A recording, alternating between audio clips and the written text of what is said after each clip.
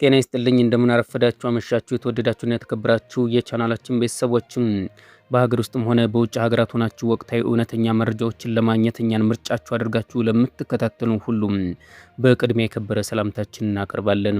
ነገ ለሚካሄደው ታሪካዊ ምርጫ ዋዜማ ላይ በሀገራችንም ሆነ በዓለም ዙሪያ የተከሰቱ እጅግ አሳሳቢና ፈጣን ለውጥ እያሳዩ ያሉ ትኩስ ጉዳዮችን በአንድ ላይ አቀናይተን ይዘንላችሁ ቀርበናል። ነገ ግንቦት 24 ቀን 2026 ኢትዮጵያ ወደ አዲሱ የታሪክ ምዕራፍ የምታመራበት ሰባተኛው አጠቃላይ ሀገራዊ ምርጫ የሚካሄድበት ዕለት ነው።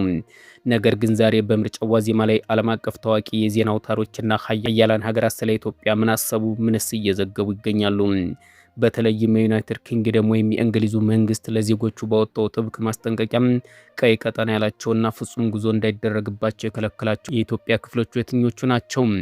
በምርጫው ዕለትስ ምን አይነት ጥንቃቄ ይታያሉ? በሌላ በኩል ደግሞ ከኢትዮጵያ ውጭ መላውን ዓለም እያናወጡ ያሉ አዳዲስና አስደንጋጭ ክስተቶች በዲሞክራቲክ ሪፐብሊክ ኮንጎ ከሰዓታት ውስጥ የተረጋገጡ ኬዞች እጥፍ የጨመሩበት፣ የዓለም ጤና ድርጅት ዋና ዳይሬክተር ዶክተር ቴዎድሮስ አድሃኖም በአካል የተገኙበት ገዳዩ የኢቦላ ወረርሽኝ ስጋት፣ እንዲሁም በደቡብ አፍሪካ በተለያዩ ከተሞች በውጭ ዜጎች ላይ የተቀሰቀሰው አስፈሪው ጸረ ስደተኞች ሁከትና ንብረት የማውደም ዘመቻ፣ ሁሉንም የተሟላ ሚዛናዊና ትኩስ መረጃዎችን በጥሩ አቀራረብ አሁን ይዘንላችሁ ቀርበናል። እስከ ዜናው ፍጻሜ ድረስ አብራችሁን ቆዩ። ነገ ግንቦት 4 ቀን 2018 ዓ.ም የሚካሄደው ሰባተኛው የኢትዮጵያ አጠቃላይ ምርጫ ሀገራዊ ምርጫ አስመልክቶ ታዋቂ የዓለም አቀፍ የዜና አውታሮች ሰፊ ትንተናዎችን፣ ዘገባዎችን ማውጣታቸውን ቀጥለዋል።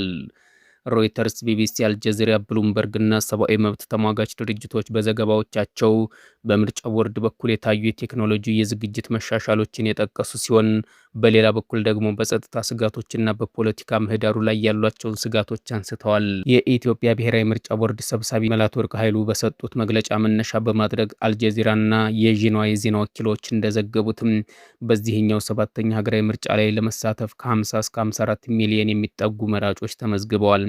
ይህም ካለፈው ከ2013 ምርጫ ከፍተኛ ጭማሪ የታየበት መሆኑ ተገልጿል። በምርጫው 47 የሚሆኑ የፖለቲካ ፓርቲዎች እየተሳተፉ ሲሆን ከ10,400 በላይ እጩዎች ለህዝብ ተወካዮችና ለክልል ምክር ቤቶች ለመወዳደር መመዝገባቸው ሚዲያዎች አስፍረዋል። በተለይም ቦርዱ ለመጀመሪያ ጊዜ የምርጫ መተግበሪያ መጠቀም ከ5.5 ሚሊዮን በላይ መራጮች በዲጂታል መንገድ መመዝገብ መቻሉ በትልቅ የሎጂስቲክ ስኬትነትና በቴክኖሎጂ ሽግግር ምሳሌነት በውጭ ሚዲያዎች ዘገባ ላይ ተጠቃሽ ሆኗል። ይሁን እንጂ ዓለም አቀፍ የዜና ተቋማት በዝግጅቱ ካላቸው አድናቆት ባሻገር በምርጫው ሂደትና ድባብ ላይ ያሏቸውን ስጋቶች በሰፊው እያስተጋቡ ይገኛሉ። ሮይተርስ እና ብሉምበርግ ባወጣቸው ትንታኔዎች ጠቅላይ ሚኒስትር አብይ አህመድ የሚመሩት የብልጽግና ፓርቲ ሰፊ አሸናፊነት እንደሚያገኝ በስፋት እንደሚገመት የገለጹ ሲሆን ሂደቱ ግን ጠንካራ ውድድር የማይታይበት ምርጫ ሲሉ ጠርተውታል። ለዚህም ምክንያት የተቃዋሚ ፓርቲዎች መዳከምና አንዳንዶች ደግሞ ከምርጫው መገለላቸው እንደሆነ ጠቅሰዋል። እንደ ማሳየም የኢትዮጵያ ሕዝባዊ አብዮታዊ ፓርቲ ኢህአፓ መሪዎች ዋቢ በማድረግ የምረጡ ቅስቀሳ ለማድረግ የመሰብሰቢያ አዳራሾችና ፍቃድ የማግኘት ችግሮች እንደነበሩባቸው ዘግበዋል። በሌላ በኩል የብሪታንያው ቢቢሲ በበኩሉ በሀገሪቱ በተለያዩ አካባቢዎች በተለይም በአማራና ኦሮሚያ ክልሎች የሚታዩት የትጥቅ ግጭቶች፣ አለመረጋጋቶች በሚሊዮን የሚቆጠሩ ዜጎች በነጻነት ወጥተው ድምጽ የመስጠት እድላቸው ሊያደናቅፍ እንደሚችል ስጋቱን ገልጿል። ከዚህ በተጨማሪም በትግራይ ክልል አሁንም ምርጫው የማይካሄድ መሆኑን በፌዴራል መንግስትና በክልሉ ጊዜ አስተዳደር መካከል ባለው የፖለቲካ አለመግባባት ሳቢያም የመጣና ለአካባቢው ዘላቂ መረጋጋት ሌላ የደቀነ መሆኑን በቢቢሲ ዘገባ ላይ ተመልክተናል። የኢኮኖሚስትና የአክሲዮስ ዜና አውታሮች በበኩላቸው ምርጫውን ከቀጠናዊ ጂኦፖለቲካዊና ከሀገሪቱ የኢኮኖሚ ሁኔታ አንጻር መርምረውታል። ኢትዮጵያ በቅርቡ ያደረገችው የገንዘብ ምንዛሬ ሪፎርምን ጨምሮ በማዕከላዊ ምስራቅ ጦርነት ሳቢያ የደረሰባትን የኢኮኖሚ ጫና ተቋቁማ ይህን ምርጫ ማካሄዷ ለገዢው ፓርቲ ፖለቲካ ህጋዊነት ለማግኘት የሚደረግ ትልቅ ምሳሌያዊ ተግባር መሆኑን አብራርተዋል። በአጠቃላይ የዓለም አቀፍ ሚዲያዎች፣ የሰብአዊ መብት ተሟጋቾች ድርጅቶች እንደ ኤፍአይዲኤች እና ኦኤምሲቲ ያሉ ተቋማት ኢትዮጵያ ሰባተኛ ሀገራዊ ምርጫ የሎጂስቲክ እና የዲጂታል ዝግጅት መሻሻል ቢያደንቁም በተለያዩ አካባቢዎች ያለው አለመረጋጋት፣ የግጭቶች መቀጠልና ጠንካራ ተቃዋሚዎች እጥረት በምርጫው ፍጹም ዲሞክራሲያዊነት ላይ የራሳቸውን ጥያቄ እንዲያነሱ አድርጓቸዋል። ይህ በእንዲህ እንዳለ በነገው ዕለት በሚካሄደው የኢትዮጵያ ብሔራዊ ምርጫ ዋዜማ ላይ የዩናይትድ ኪንግደም መንግስት በሀገሪቱ ለሚገኙ ዜጎች ጥብቅ ማሳሰቢያና ሰፊ የጉዞ እገዳ አስተላልፏል። ይህ ማሳሰቢያ በምርጫው ዕለት ሊኖር ከሚችለው የጸጥታ ሁኔታ ጀምሮ እስከ መላው ሀገሪቱ የደህንነት ስጋት ድረስ የዘለቀ ሲሆን ምርጫው ሂደትን ተከትሎ የመንግስት መስሪያ ቤቶችና ባንኮች ሙሉ በሙሉ ዝግ እንደሚሆኑ አስታውቋል።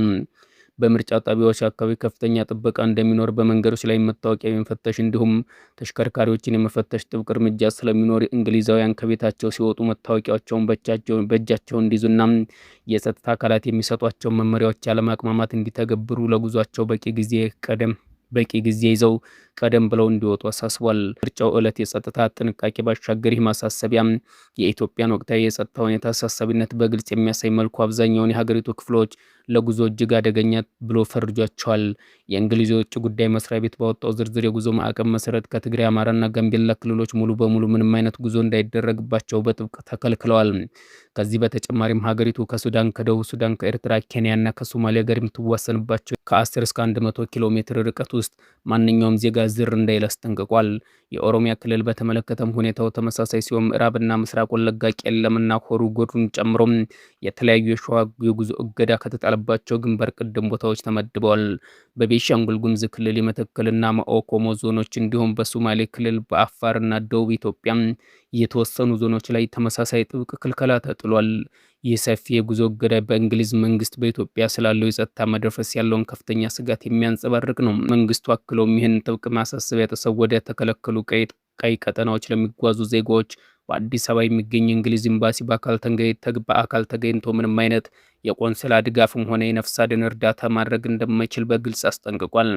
በመሆኑም ዜጎች አስገዳጅ ጉዞ ካጋጠማቸው አካባቢውን በሚገባ እንዲያጠኑ፣ ድንገተኛ አደጋን ሕክምናና ያልተገቡ ወጪዎችን የሚሸፍን ጠንካራ የጉዞ ዋስትና እንዲገዙ መክሯል።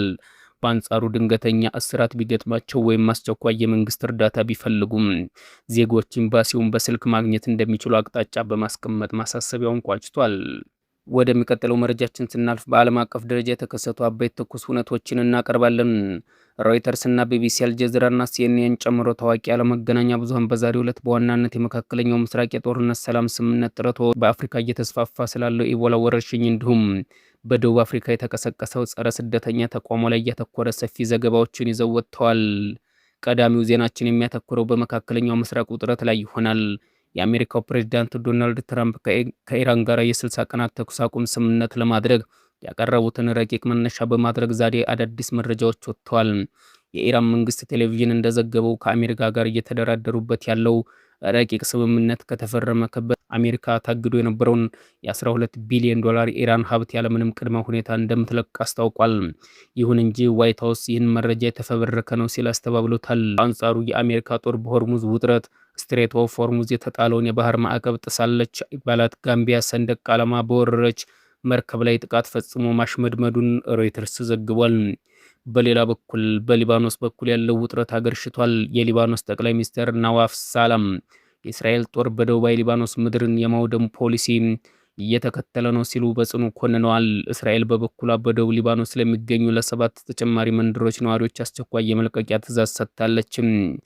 ወደ አፍሪካ አህጉር ስናመራ በዲሞክራቲክ ሪፐብሊክ ኮንጎ የተከሰተው የ17ኛው ኢቦላ ወረርሽኝ ስጋት ከቀን ወደ ቀን እየጨመረ መጥቷል። አልጀዚራ እንደዘገበው በተለይም የቡንዲ ቡጉዩ ዝርያ የሆነው ይህ ቫይረስ በከፍተኛ ፍጥነት እየተስፋፋ በመሆኑ ዓለም አቀፍ ጤና ድርጅት ዋና ዳይሬክተር ዶክተር ቴዎድሮስ አድሃኖም የወረርሽኙ ማዕከል ወደ ሆነችው ቡኒያ ከተማ በአካል አቅንተው ዓለም አቀፍ ማህበረሰብ አስቸኳይ የገንዘብና ሕክምና እርዳታ እንዲያደርግ ጥሪ አቅርበዋል።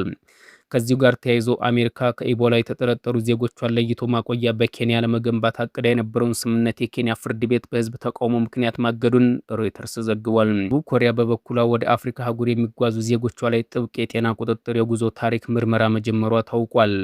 ወደ ሌላው መረጃችን ስናልፍ በደቡብ አፍሪካ ደግሞ በውጭ ሀገር ዜጎች ላይ ያነጣጠረ ሰፊ ኦፕሬሽን ዱዶላ ንቅናቄ ሁከት መቀስቀሱን ብሉምበርግና ሲኤንኤን በሰፊው ዘግበዋል። በተለያዩ የደቡብ አፍሪካ ከተሞች የውጭ ዜጎች ንብረትም ሆነ የንግድ ሱቆች ላይ ጥቃቶች እየተፈጸሙ ሲሆን በሺዎች የሚቆጠሩ የውጭ ሀገር ሰራተኞችና ስደተኞች ሀገሪቱን ለቀው እንዲወጡ ከፍተኛ ጫናና ዛቻ እየተደረገባቸው ይገኛል። የደቡብ አፍሪካ መንግስት ለጉዳዩ የሰጠው ምላሽ ግን ከዓለም አቀፍ የሰብአዊ መብት ተሟጋች ከፍተኛ ትችት እየቀረበበት ነው። በምስራቅ አፍሪካ የሱዳን መደበኛ ጦር ኤኤፍ ከፈጣን ኃይሎች ጋር አርኤስኤፍ ጋር እያደረገ ባለው ከባድ ውጊያ ስልታዊ ጠቀሜታ ያላትና የሱዳን ኤርትራ ኢትዮጵያ ሶስትዮሽ ድንበር አካባቢ የምትገኝ ከተማን በሙሉ መቆጣጠሩን የዓለም ሚዲያዎች አስፍረዋል። ይሁን እንጂ ውጊያው በሲቪል ዜጎች ላይ እያደረሰ ያለው እልቂት የቀጠለ ሲሆን በአንድ ጥቃት ብቻ 27 ንጹሃን መገደላቸውን አናዶሉ ዘግቧል።